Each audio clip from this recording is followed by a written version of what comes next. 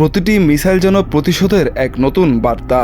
ইরানের বুকে জ্বলছে আগ্নেয়গিরির মতো প্রতিজ্ঞা, যা দখলদার ইসরায়েলকে কাঁপিয়ে তুলছে। তেল আবিব, হাইফা সহ ইসরায়েলের শহরগুলো ইরানের ক্ষেপণাস্ত্র হামলায় কেঁপে উঠছে। তবে এই সংঘাতে ক্ষতির ভার সবচেয়ে বেশি ইরানের কাঁধেই। রবিবার পর্যন্ত ইরানের নিহতের সংখ্যা বেড়ে 224, আহত প্রায় 1500, যার অধিকাংশই বেসামরিক নাগরিক। ইরান হারিয়েছে গোয়েন্দা প্রধান, একাধিক পরমাণু বিজ্ঞানী এবং উচ্চপদস্থ সামরিক কর্মকর্তাদের।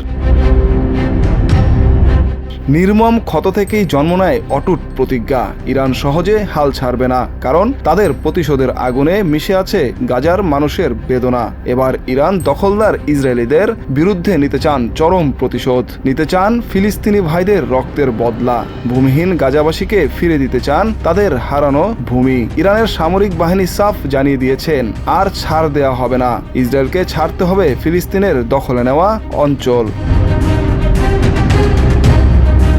ইরানি সশস্ত্র বাহিনী কঠোর হুঁশিয়ারি দিয়ে বলেছে, ফিলিস্তিন থেকে দখল করা অঞ্চলে এখন যারা বসবাস করছেন তাদের যেন দ্রুত ওই এলাকা ত্যাগ করেন। ইরান জানিয়েছে তারা গোটা দখলকৃত ভূখণ্ড জুড়ে পাল্টা হামলা চালাতে প্রস্তুত। 15ই জুন ইরানি সশস্ত্র বাহিনীর মুখপাত্র কর্নেল রেজা সায়েদ ইসরায়েলকে সতর্ক করে বলেন, দখলকৃত অঞ্চল ছেড়ে যান, কারণ ভবিষ্যতে এসব এলাকা আর বসবাসের উপযোগী থাকবে না। তিনি আরও বলেন, ভবিষ্যতের জন্য আপনাদের প্রতি অগ্রিম সতর্কবার্তা, দখলকৃত অঞ্চল ছেড়ে যান।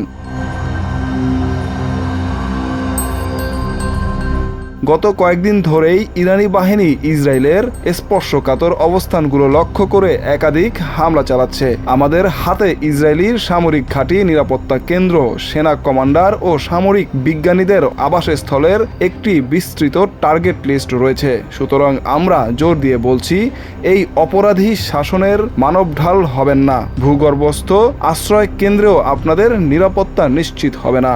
সতর্কবার্তা উপেক্ষা করলে এর পরিণতি আরও ভয়াবহ হবে।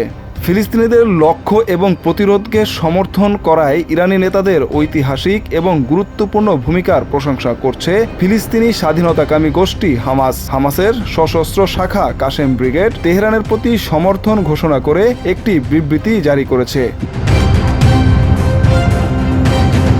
গোষ্ঠীটি বলেছেন, আমরা ইরান দেশটির নেতৃত্ব এবং তার জনগণের পাশে দাঁড়িয়েছি।